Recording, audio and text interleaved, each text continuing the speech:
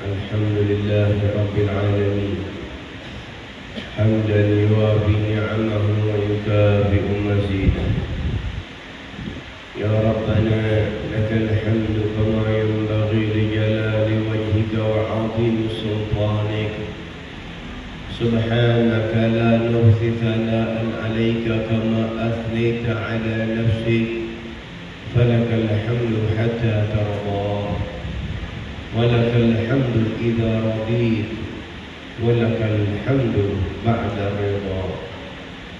وأشهد أن لا إله إلا الله وحده لا شريك له شهادة يعرف بها اللسان أما تضمنه الجنان من التصديق بها والإذعان. وأشهد أن سيدنا محمدا العبد الصادق في قوله وفعله، المبلغ عن الله ما أمره بتبليغه من فرضه ونفله، عبد أرسله الله للعالمين بشيرا ونذيرا. اللهم صل وسلم على سيدنا محمد طيب القلوب ودوائها، وعافية الأجسام وشفائها، ونور الأبصار وضيائها، وقوت الأرواح وغذائها، وعلى آله وصحبه أجمعين. أما بعد، فيا أيها الناس اتقوا الله حق تقاته ولا تموتن إلا وأنتم مسلمون. وقال الله سبحانه وتعالى: فإذا فرغت فانصب وإلى ربك farghab. Hadirin sidang Jumat yang mendapat kemuliaan dari Allah Subhanahu wa taala, yang Allah Subhanahu wa taala memberikan kesempatan kepada kita dengan dipanjangkan umur kita untuk meraih kebaikan dan menjadi simpanan di akhirat nanti. Allah Subhanahu wa taala memanjangkan umur sehingga kita sekarang sudah masuk ke dalam awal bulan daripada bulan Islam yang mengambil daripada perputaran bulan, maka itu dinamakan Qamariyah, dan juga mengambil hikmah daripada sejarah besar yang ada pada hijrahnya baginda Rasul sallallahu alaihi wasallam, maka itu juga disebut tahun baru Hijriah. Padahal tahun baru ini diawali dari Muharram, hijrahnya Rasul sallallahu alaihi wasallam di bulan Rabiul Awal. Maka Sayyidina Umar bin Khattab radhiyallahu anhu menetapkan penamaan daripada tahun baru ini adalah tahun baru Hijriah karena banyak hikmah yang terkandung di dalam hijrahnya baginda Rasul sallallahu alaihi wasallam. Proses daripada kejayaan Islam yang telah dikader, dibentuk, dididik oleh Rasul sallallahu alaihi wasallam, sehingga di dalam kepemimpinan beliau menghilangkan daripada zaman kejahiliahan dan merubah menjadi zaman keemasan. Kemudian di tangan Sayyidina Abu Bakar dan di tangan Sayyidina Umar yang dikader oleh Rasul sallallahu alaihi wasallam, maka Islam menjadi penguasa yang ada di dunia pada saat itu, menundukkan Romawi dan Persia yang mereka sudah ratusan tahun bercokol menjadi penguasa dunia. Namun ini semua keindahan kejayaan tidak mereka dapatkan hanya sekedar dengan santai-santai. Proses yang perlu kita pelajari di dalam hijrah, sebelum hijrahnya Baginda Rasul sallallahu alaihi wasallam dan para sahabat mengalami ujian-ujian yang luar biasa. Ujian-ujian yang berapa banyak mereka para sahabat disiksa, berapa banyak mereka para sahabat dianiaya. Bahkan baginda Rasul sallallahu alaihi wasallam pernah ketika beliau sedang melaksanakan sholat di depan Ka'bah, maka tiba-tiba ada orang yang meletakkan kotoran onta di pundak mulia Nabi Muhammad sallallahu alaihi wasallam. Ketika beliau sedang melaksanakan sholat, maka tiba-tiba ada orang yang mencekik beliau dari belakang. Dan banyak lagi peristiwa-peristiwa yang ada. Dan begitu juga para sahabat. Maka dari itu diawali daripada pemula di dalam Islam adalah mereka orang-orang yang dibentuk di dalam keyakinan, keimanan, ketakwaan kepada Allah Subhanahu wa taala. Ujiannya berat. Maka dikader mereka oleh Rasul sallallahu alaihi wasallam, dibentuk kepribadian mereka dengan pribadi yang tangguh di dalam keyakinan kepada Allah, di dalam keimanan mereka, sehingga para sahabat yang masuk Islam sebelum hijrah itu lebih afdal daripada sahabat yang masuk Islam setelah hijrah. Karena tentu proses untuk mendapatkan kejayaan itu proses. Maka dari itu yang ada di dalam proses, maka Allah Subhanahu wa taala banyak menjelaskan di dalam ayat-ayat yang turun di kota Mekah sebelum hijrah, dan inilah perbedaan ayat yang turun sebelum hijrah dan ayat yang turun setelah hijrah. Adapun ayat yang turun sebelum hijrah ini banyak berbicara tentang akidah, tentang keyakinan, keimanan kepada Allah. Karena memang proses luar biasa. Adapun ayat, ciri daripada ayat yang setelah hijrah turun di Madinah, maka itu berbanyak berbicara tentang syariat, tentang hukum-hukum. Hadirin rahimakumullah.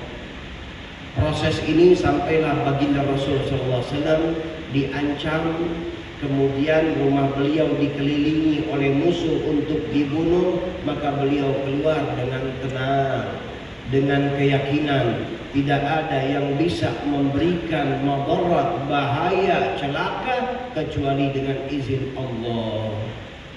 Maka beliau keluar dengan tenang. Dan terus proses panjang di dalam cerita hijrah ini, yang tentunya dari banyak daripada sejarah ini yang beliau sallallahu alaihi wasallam masuk ke Goa Thur, kemudian di situ Sayyidina Abu Bakar Siddiq radhiyallahu an, beliau masuk terlebih dahulu menutup lubang-lubang yang ada. Ternyata ketika sedang Rasul sallallahu alaihi wasallam beristirahat, ada satu lubang yang belum ditutup, maka ditutup dengan kaki Sayyidina Abu Bakar Siddiq radhiyallahu an, dan ternyata di lubang itu ada ular yang mencatek kakinya. Beliau merasakan pedihnya, sakitnya, tapi beliau tidak bergerak karena Rasul SAW sedang istirahat di pangkuannya. Dan akhirnya Rasul SAW terbangun dan beliau meminta kepada Allah, Allahumma ja'al Abu Bakar rafiqi fil jannah. Ya Allah, jadikan Abu Bakar ini adalah sebagai teman dekatku di surga.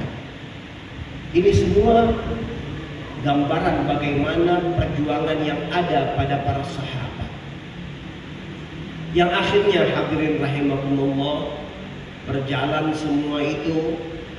Ada seorang yang mengejar Rasul karena ada sayembara, siapa yang mendapatkan Nabi Muhammad SAW dalam keadaan hidup atau mati, maka akan dapat hadiah 100 ekor onta. Maka ada seorang yang bernama Suraqah bin Malik mengejar, Tapi keajaiban ketika dikejar dengan jalan yang biasa dilalui oleh orang-orang, tapi pada saat itu kudanya ambles ke dalam tanah. Dikeluarkan lagi, dikejar lagi yang kedua kali, ambles ke dalam tanah. Maka terlintas dalam hatinya, ini bukan orang sembarang. Kemudian dikeluarkan kembali, dikejar dan sudah ada di hadapannya, akhirnya kudanya pun ambles yang ketiga kali. Maka Suraqah ini mengatakan, wahai Muhammad, kita damai saja. Damai saja. Baginda Rasul sallallahu alaihi wasallam mengabarkan kepada Suraqah pada saat itu, wahai Suraqah, engkau akan lihat ke depan, engkau akan memakai baju daripada baju kebesaran raja daripada Persia. Suraqah terbingung-bingung. Nabi Muhammad sedang dalam keadaan dikejar, tapi beliau bisa menjanjikan kelak ke depan, artinya beliau akan menguasai negara Persia yang kuat itu, dan kemudian setelah itu akan memakaikan pakaian itu kepada Suraqah. Dan benar terjadi di zaman Sayyidina Umar, maka itu ditundukkan oleh Islam dan dipanggil oleh Sayyidina Umar, mana Suraqah. Suraqah datang, kemudian dipakaikan pakaian itu untuk membenarkan pembuktian daripada ucapan Nabi Muhammad sallallahu alaihi wasallam. Dan akhirnya beliau sampai di Madinah, beliau merintis karena satu hal yang penting yang beliau lihat pada saat itu, ada fanatisme suku, maka beliau mempersaudarakan satu orang di Mekah dan satu orang di Madinah menjadi seperti saudara kandung, sehingga mereka tidak bisa dipecah belah. Dan beliau membangun masjid, di situ adalah perkumpulan kaum muslimin, musyawarah, berjumpa, dan disitulah diawali daripada kemajuan Islam. Hadirin rahimakumullah, hikmah yang besar yang perlu kita ambil daripada kejadian ini semua adalah kita apabila ingin maju, apabila kita ingin berjaya, apabila kita ingin kuat, maka siaplah dengan prosesnya. Maka proses inilah yang menentukan kualitas ke depan anak-anak bangsa kita. Pentingnya pendidikan. Anak-anak bangsa kita, negara yang istimewa, negara yang hebat, negara Indonesia tercinta yang kaya ini, maka apabila tidak diciptakan SDM, anak-anak yang kuat, yang berkualitas, yang berpendidikan dan bermartabat, maka sulit untuk kita melihat kejayaan. Kalau sekedar pendidikan, ya bisa saja pendidikan. Tapi yang perlu kita pikirkan bagaimana kualitas yang ada di dalam pendidikan. Dan ini tentunya tidak akan terlepas daripada pendidikan mental anak-anak bangsa kita yang perlu dididik dengan pendidikan-pendidikan yang kuat. Peribahasa kita sudah kita tahu. Berakit-rakit ke hulu, berenang-renang ke tepian. Selalu diawali dengan kesulitan, belajar, bahkan diajarkan untuk mendapatkan kesulitan, agar proses dalam pembentukan jiwanya menjadi jiwa yang kuat, mental yang hebat. Sebagaimana juga dalam Islam diajarkan, man lam yujahid fil bidayah lam yasil ilan nihayah. Siapa orang yang tidak pernah bersungguh-sungguh di awalnya, maka dia tidak akan pernah sukses ke depannya. Man lam yakun bidayah muhriqah lam yakun nihayah musyriqah. Orang yang tidak punya masa muda, masa lalu yang pahit, maka dia tidak akan mempunyai masa depan yang cemerlang. Maka coba kita pikirkan, jangan sampai anak-anak bangsa kita terlalu dimanja di dalam pendidikan mereka, di dalam kehidupan mereka, maka mereka tidak sanggup untuk menghadapi apa yang ada di dalam perputaran dunia ini. Hadirin rahimakumullah, Islam telah mengajarkan di dalam tarbiyatul walad, pendidikan anak. Bahkan disebutkan dalam Islam agar anak kita jangan dibiasakan tidur di tempat yang empuk. di tempat yang enak agar kulit mereka, badan mereka itu kuat. Dan banyak lagi dalam pendidikan-pendidikan Islam. Dan ketahuilah, pendidikan-pendidikan seperti ini adalah pendidikan yang telah sukses mengantarkan manusia-manusia menjadi manusia unggulan, menjadi bangsa yang kuat dan bangsa yang berjaya. Mudah-mudahan Allah Subhanahu wa taala bukakan ini sedikit daripada apa yang saya ucapkan, yang mungkin di dalam pengajian-pengajian bisa kita mencari lagi yang lebih luas bagaimana cara pendidikan daripada ulama-ulama kita dahulu, bagaimana kejayaan Turki Utsmani pada saat itu menguasai dunia ratusan tahun, kemudian berapa banyak pendidikan-pendidikan ini yang membentuk kepribadian umat menjadi kepribadian yang baik. Mudah-mudahan Allah Subhanahu wa taala bukakan pada kita semangat yang besar dan siap untuk mendidik anak-anak kita di dalam merasakan kepahitan hidup untuk mendapatkan keindahan dan kecemerlangan masa depan mereka. Amin ya rabbal alamin.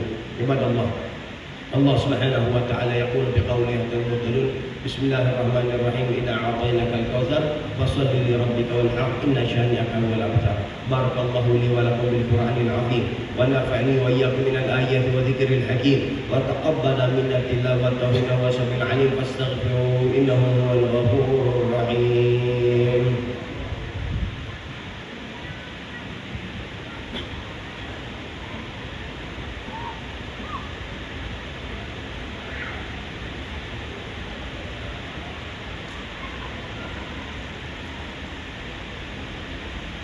Alhamdulillah Rabbil Alamin wal 'aqibatu lil muttaqin wa la 'udwana illa 'alal zalimin wa asyhadu an la ilaha illallah wahdahu la syarika lah wa asyhadu anna sayyidana Muhammadan 'abduhu wa rasuluh arsalahu bil huda wa dinil haqq liyudhhirahu 'ala dini kullihi walau karihal kafirun.